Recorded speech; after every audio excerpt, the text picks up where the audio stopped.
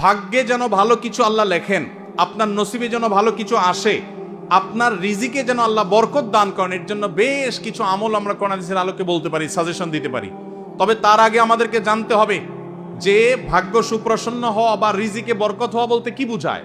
বা রিজিকে বরকত হওয়া বলতে বুঝায় আপনি যা কামাই করবেন এর ভিতরে আল্লাহ তাআলা কল্যাণ দিবেন, যা কামাই করবেন এর ভিতরে বরকত হবে, প্রাচুর্য না, অনেক টাকা না, যা হবে এটাতে কি হবে, বরকত হবে। আমরা কি বরকত চাই না সম্পদ বেশি চাই? বরকত চাই। বরকত যদি চান, এক নম্বর হলো ঈমান এবং তাকওয়া লাগবে। আল্লাহ বলেছেন ওয়ালাউ আন্না আহলাল কুরআ আমানু ওয়াত্তাকাও লাফাতাহনা আলাইহিম বারাকাতিম মিনাস সামা। যদি কোনো জনপদের লোকেরা ঈমান আনে, আল্লাহর ভয় অন্তরে লালন করে, আল্লাহ বলেছেন আসমান থেকে বরকতের সব দুয়ার খুলে দেওয়া হবে।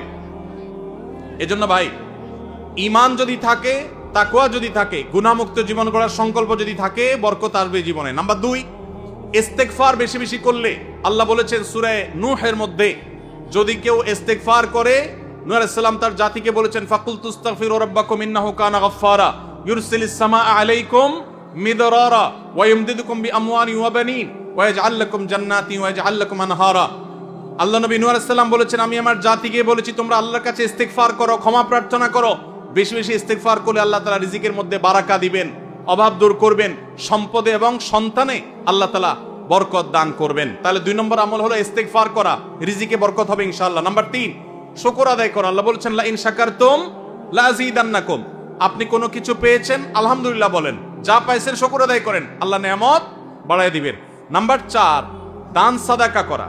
আল্লাহ তাআলা বলেছেন ইয়ামহাকুল্লাহুর রিবা ওয়া ইউরবিস সাদাকাত। আল্লাহ সুদকে ধ্বংস করবেন, তবে সাদকা এবং দান এটাকে আল্লাহ তাআলা বাড়িয়ে দিবেন। এই জন্য কেউ যদি দান করে, আল্লাহ তাআলা তাকে কি দেন, বরকত দান করেন তার রিজিকে।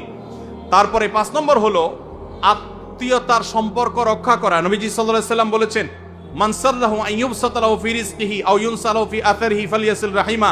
যে ব্যক্তি চায় তার আত্মীয়তার সম্পর্কে, যে ব্যক্তি চায় তার হায়াতে বরকত হোক, তার রিজিকে বরকত হোক, সেই জন্য আত্মীয়তার সম্পর্কের সাথে সম্পর্ক ভালো রাখে, আত্মীয়দের সাথে, অর্থাৎ রক্ত সম্পর্কে আত্মীয়দের সাথে যেন সম্পর্ক কানেক্টেড রাখে, বিচ্ছিন্ন না করে, তাহলে তার রিজিক এবং হায়াতে বরকত হবে। এবং সর্বশেষ আরেকটা আমল বলতে চাই, সেটা হলো খাবারের ক্ষেত্রে একত্রিত হয়ে বসে খাবার খাওয়া। এই সুন্নত আমাদের সমাজ থেকে বিদায় হয়ে গেছে, আমরা অনেকে জানি না। আবু দাউদের একটি হাদিস বর্ণিত হয়েছে, নবীজি সাল্লাল্লাহু আলাইহি সাল্লামের কাছে এক ব্যক্তি বললেন, হে আল্লাহর রাসূল, আমরা খাই কিন্তু অনেক খাওয়ার পরেও পরিতৃপ্ত হই না, পেট ভরে না, খাবারের চাহিদা পরিপূর্ণ মিটে না, কারণটা কি? নবীজি সাল্লাল্লাহু আলাইহি সাল্লাম বলেছেন তোমরা সম্ভবত আলাদা আলাদা প্লেটে খাও, আলাদা আলাদা সিঙ্গেল খাও। তখন নবীজি সাল্লাল্লাহু আলাইহি সাল্লাম বলেছেন তোমরা সবাই একসাথে খানা খাবে, আল্লাহ তাআলা তোমাদের খাবারে বরকত দান করবেন। একসাথে খানা খাবে এবং বিসমিল্লাহ বলে খাবে, এই 2টা কাজ করলে আল্লাহ তাআলা তোমাদের খাবারে বরকত দান করবেন। এজন্য ভাইরা, বাসা বাড়িতে এক প্লেটে স্বামী স্ত্রী 2 জন আছেন, এক প্লেটে খাবেন। বাচ্চাদেরকে নিয়ে বড় প্লেট নিয়ে খানা খাবেন, এটা সুন্নত। নবীজি সাল্লাল্লাহু আলাইহি সাল্লাম উৎসাহ দিয়েছেন, কিন্তু আমাদের সমাজ থেকে এটা এখন হারিয়ে গেছে, নাই বললে চলে। আমরা সবাই যার যার মতো খানা খাই। এজন্য এই কাজটাও আমাদের আমলে, আমাদের রিজিকে, আমাদের হায়াতে বরকত এনে দিবে ইনশাআল্লাহ।